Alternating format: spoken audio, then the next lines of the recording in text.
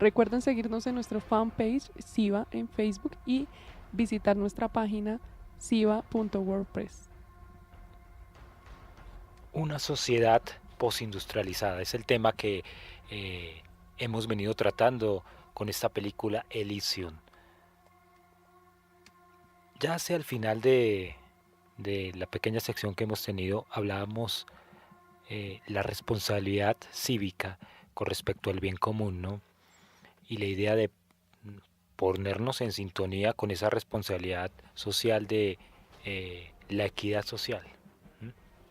Pero hay algo significativo que quiero que de pronto trabajemos en esta parte del programa y es la importancia de esta figura heroica que mencionábamos ahorita hace Ajá. un momento, y el panorama que ya mostrábamos en el primer programa sobre eh, los campos elíseos y lo que implica la palabra de la película que es Elysium, ¿no? Que nos matiza, digamos que un estado como salvífico donde se contempla la bienaventuranza absoluta, pero que la película nos muestra, digamos, que un sondeo muy distinto al panorama mitológico y es esa sociedad tecnócrata, ¿no?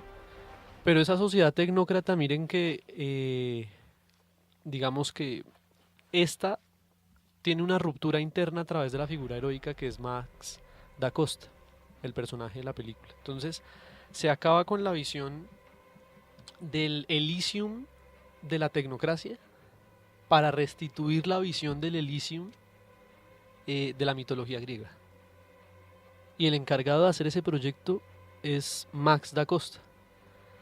A mí me resulta significativo un relato en la película que le comenta la hija de Frey, que es Matilda, una niña que sufre de leucemia en la película. Frey es amiga desde la niñez de Max da Costa, y Max da Costa siempre estuvo enamorado de Frey, de ella. En algún momento, en la parte en la película en la que pues a él lo hieren con un cuchillo, él pide asistencia a Frey, que es enfermera, eh, y en una parte ya de la película, cuando él va a salir de la casa, se encuentra con la niña. Matilda le cuenta una historia y es la de un hipopótamo y una zarigüeya. La zarigüeya, entre los animales del bosque, no podía lograr coger el alimento que estaba en los árboles y por lo tanto los animales grandes siempre se llevaban el alimento.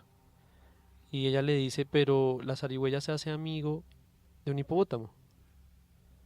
Él le dice, bueno, ¿y el hipopótamo cómo sale favorecido?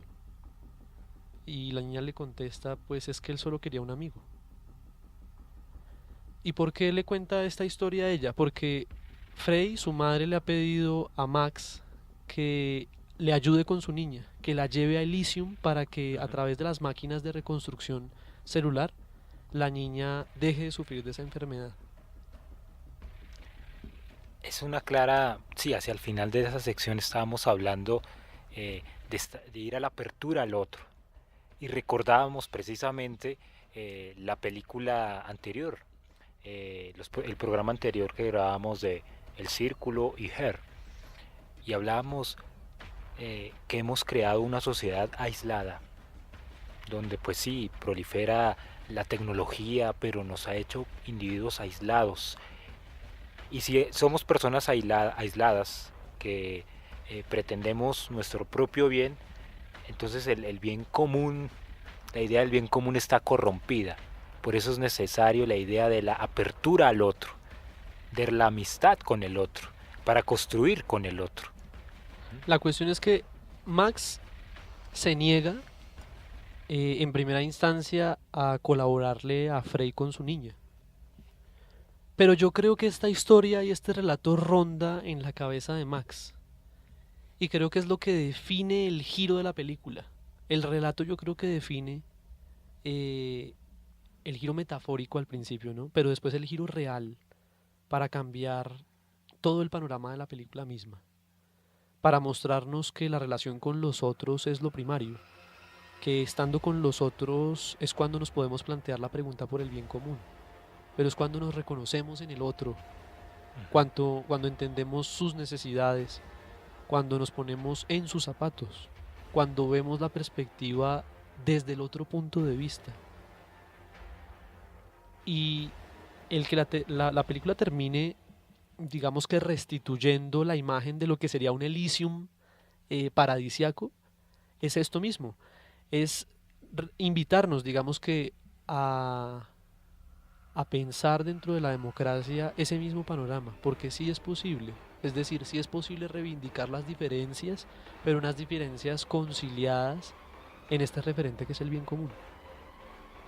Ahí entonces está muy clara la figura mesiánica de Max da Costa, ¿m? Que va a ser esa unión, esa mediación entre la anarquía, lo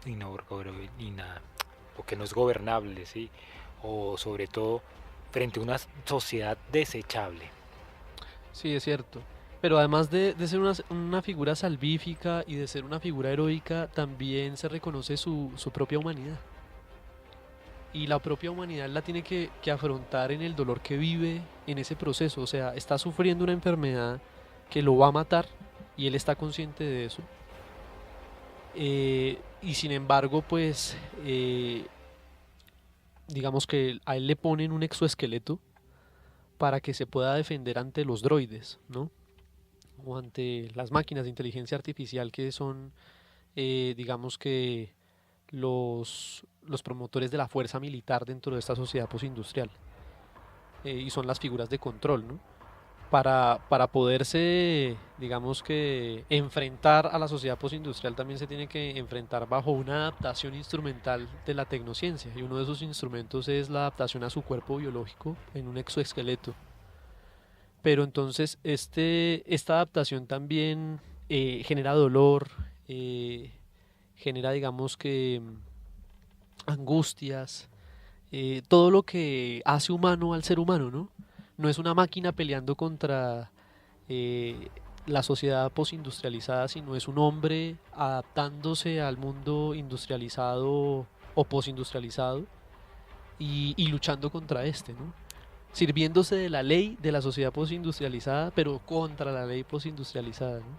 Me parece una muy buena figura eh, para hacer ese símil, esa cercanía con estos temas que hemos propuesto para este programa, para este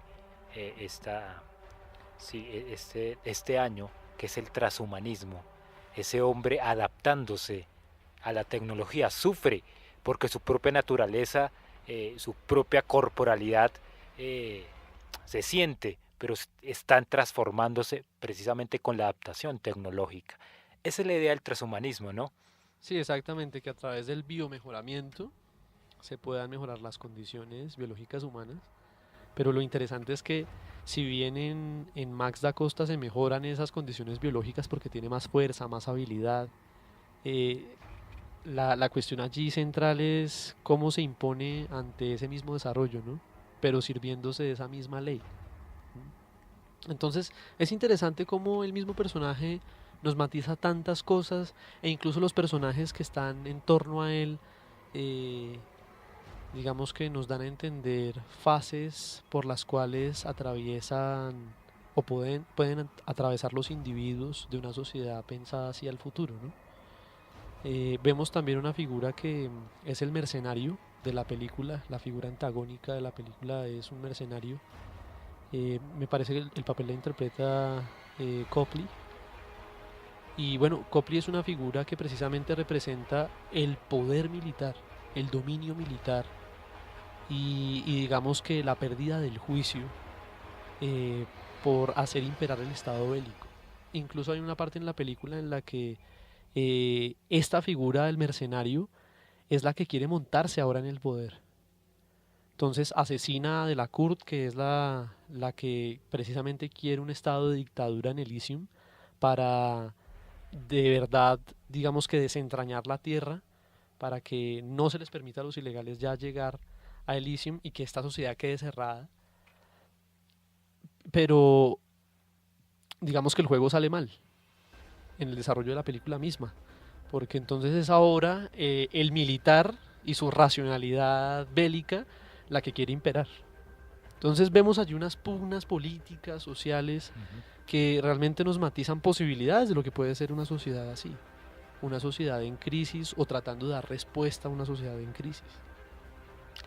La figura de Max de Da Costa es una figura que nos muestra que la posibilidad de pensarnos una sociedad más equitativa no nace en los mejores, nace en la insurgencia, en los que tienen poco. A veces nosotros pensamos que los que deben cambiar son los que tienen el poder, los que tienen los mejores recursos y las mejores posibilidades de vivir.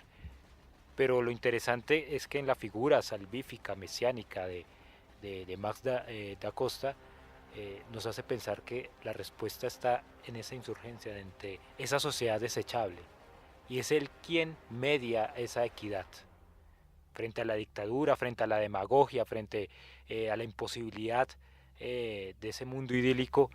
Sí se puede pensar, pero cuando se piensa al otro, se piensa en sus fragilidades. Y sobre todo, hay algo muy importante allí también en la película y es el continuo recuerdo de dónde vienes, de dónde has venido, cuál ha sido tu hábitat primigenia. Y Max da Costa siempre recuerda una fase de su vida siendo joven, niño, y una hermana que precisamente trabaja con las comunidades y con esta sociedad tan diseccionada, ¿no? Y una hermana siempre le aconseja a él: nunca te olvides de dónde vienes. Cuando estés allá en Elysium, piensa qué tan bello se verá este mundo al que perteneces. Y muestran siempre la imagen de la Tierra, ¿no? Desde el espacio. Recordar el cómo habitar y la manera responsable de habitar, ¿no?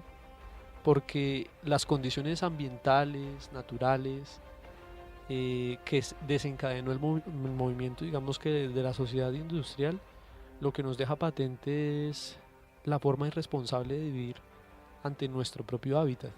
Y de allí que se cree un hábitat totalmente artificial y fuera incluso de la Tierra para modificar la forma en la que vivimos. Entonces, este continuo recordar el habitar es un continuo recordar también de a qué realmente pertenecemos, cuál es nuestra identidad. Y esta identidad, ¿qué es lo que respeta? ¿Cuál es el deber ser de esa identidad? Y no solo individual, sino cuál es el deber ser de la identidad social que nos debe unir. Eso es muy importante dentro de la película también. El recordar de dónde venimos. Esa búsqueda imperante de la identidad está en nosotros mismos, en reconocer lo que somos. No olvidar nuestra propia naturaleza por pretender que la tecnología la reemplace y hacer algo nuevo. Bueno, los dejaremos a continuación con otro de los soundtracks de este filme, I'm Right Behind You.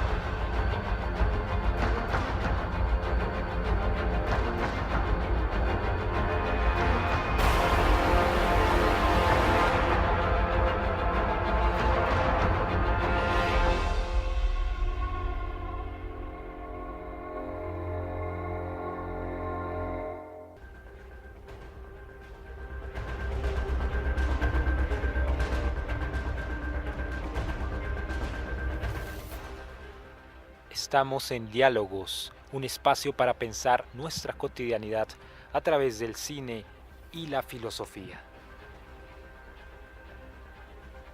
El tema de esa idea mesiánica de Max da Costa nos hace la clara referencia entre la posibilidad de pensarnos, una mediación entre un mundo desértico, un mundo anárquico, un mundo de una sociedad desechable, pero que necesita restituirse, revalorizarse, necesita restaurarse.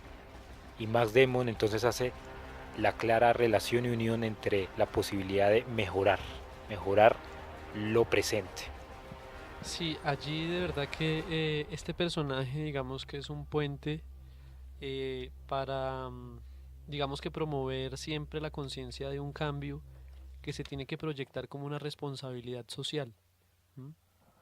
Ese cambio de la responsabilidad social es un cambio que precisamente pretende eh, matizar eso que se viene discutiendo dentro del discurso de la tecnociencia, y es que allí en ese mundo va a existir una equidad totalmente homogénea.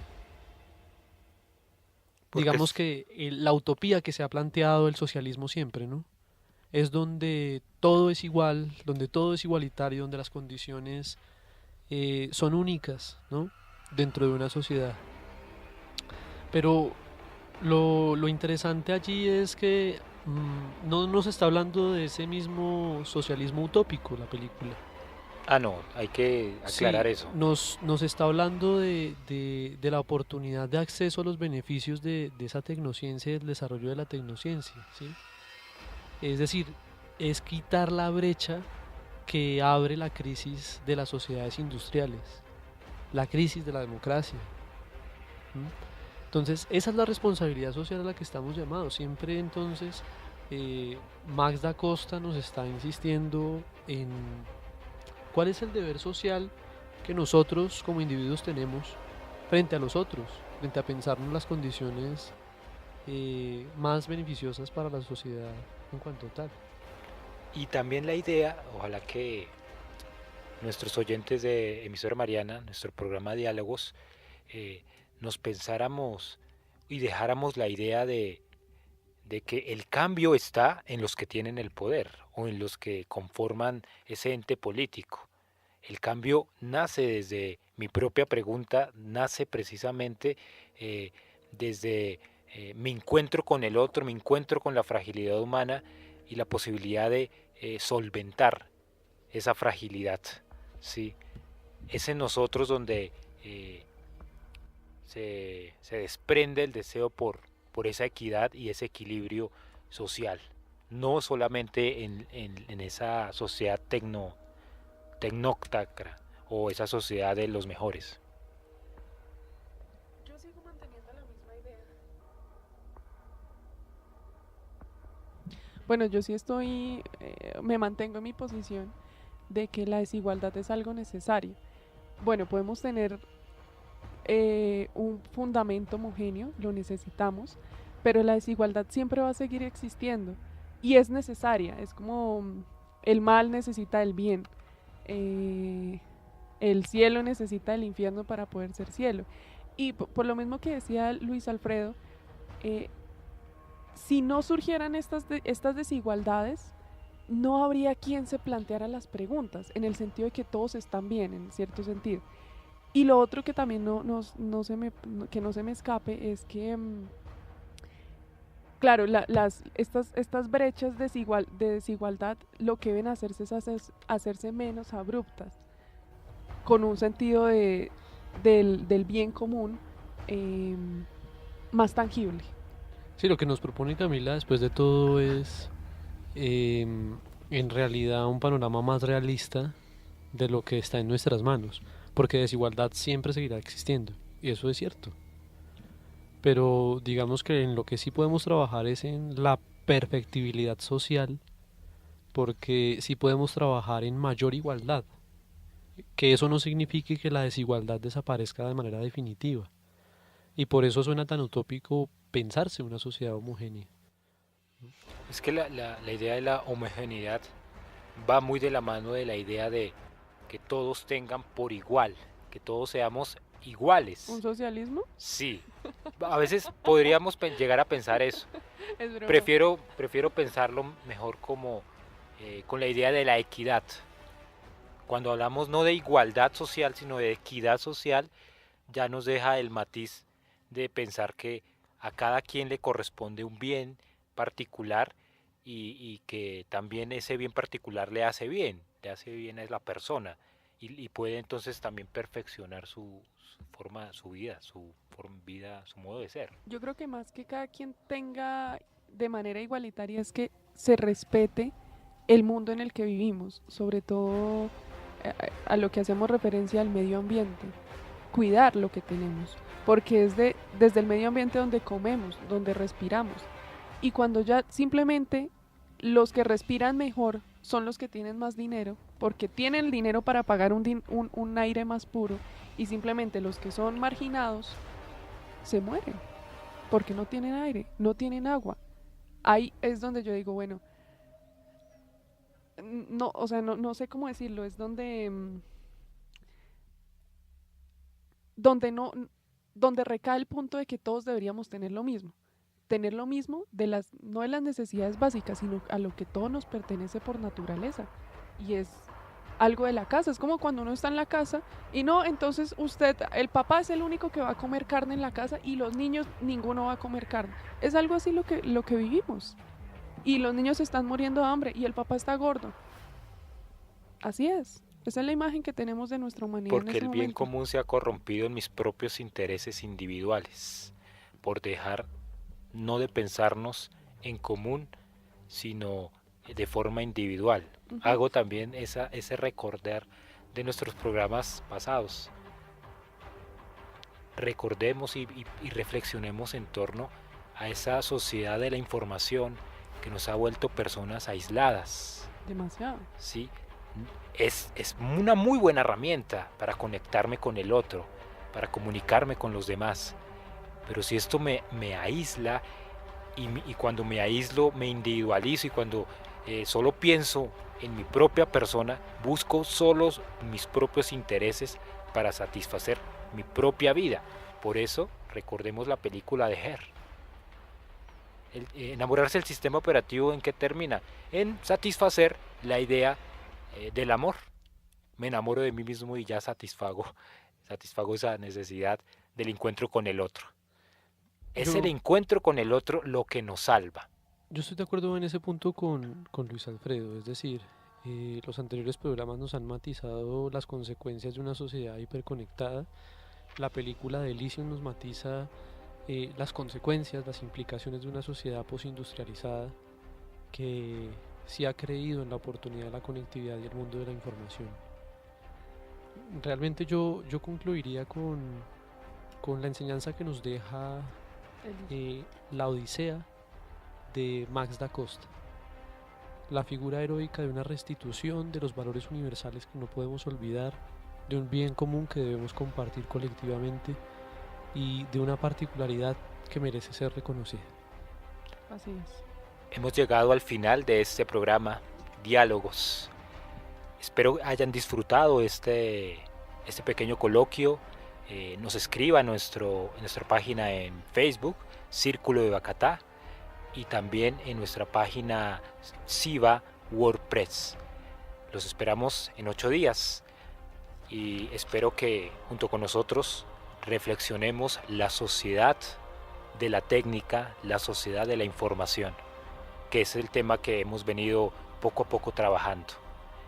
Y para invitar a nuestros oyentes a que también disfruten del otro diálogo que tenemos para ustedes, les invitamos a ver la película El Dador de los Recuerdos. Y vamos a hablar del tema de la sociedad homogénea. Muchas gracias por escucharnos. Agradecemos a aquellas personas que hacen posible este espacio. Agradecemos especialmente a la emisora Mariana por la apertura del espacio, a su director Fray David Romo de la Orden de San Agustín y en el máster a Catherine Castaño. Muchas gracias Daniel, muchas gracias Camila, quien nos Gracias. acompaña en Master Karen. Esperamos en 8 días tengan una muy buena tarde y sigan en Diálogos.